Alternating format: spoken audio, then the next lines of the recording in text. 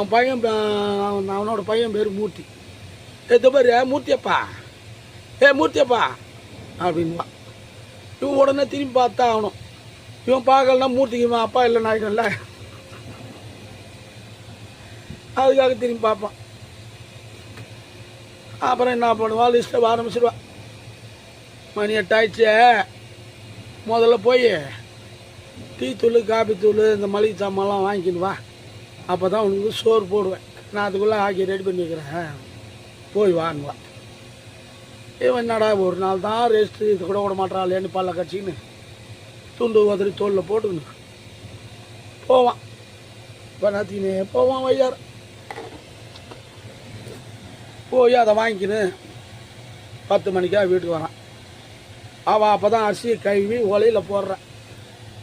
முன்னாடி நான் போய் 2 மணி நேரம் ஆச்சு, இவ்வளோ நேரம் என்ன பண்ணேன், என்னத்துக்கு அரிசி போடுறீ, பசி எடுக்க தெரியும், ஏன் பச்சை தண்ணி ஹோட்டலில் துட்டு வர வேண்டியதானே, இங்கே வந்து நாய் மாதிரி கத்துறா அப்படின்வா.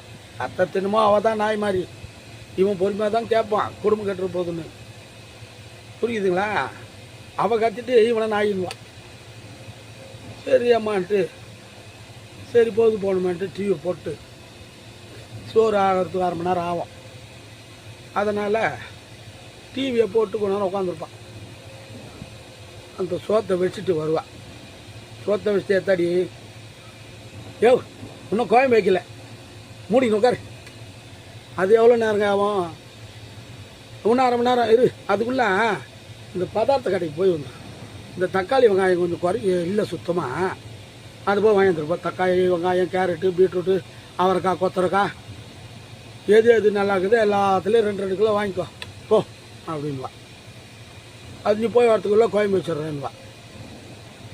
இவனுக்கு வந்தது பாருங்க கோவம், அடிமை மாதிரி குடும்பம் கட்டுற போதுன்னு பல்ல கட்சி பொறுத்து போனவனுக்கு கோவம் வந்துச்சு. எப்படியே காற்றாத்து வெள்ளை மாரி, யாராலையும் அடக்க முடியாது காற்றாத்து வெள்ளத்தை, அந்த மாதிரி இவனுக்கு கோவம் வந்துச்சு.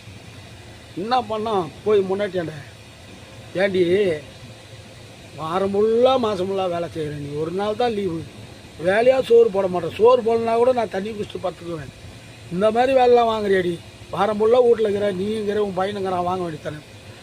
என் பையனை பிடிச்சிருக்காதீங்க, அவன் சின்ன குழந்தை, காலேஜ் படிக்கிறான், சின்ன குழந்தை, அவனுக்கு விவரம் பத்தாது, அவன் போனானா ஏமாந்துருவான், அவனை சொல்லுவான் ஏமாத்திடுவாங்க. சரி உனக்கு என்னாடி கேடு, நீ போக வேண்டியதானே. நான் வெயிலில் போக மாட்டேன்னு தெரியாது அவங்களுக்கு, நான் வெயிலில் போனாலும் கருத்துருவேன். சரி நீ கொடை எடுத்து போத்தானே, கொடை எடுத்து போனால்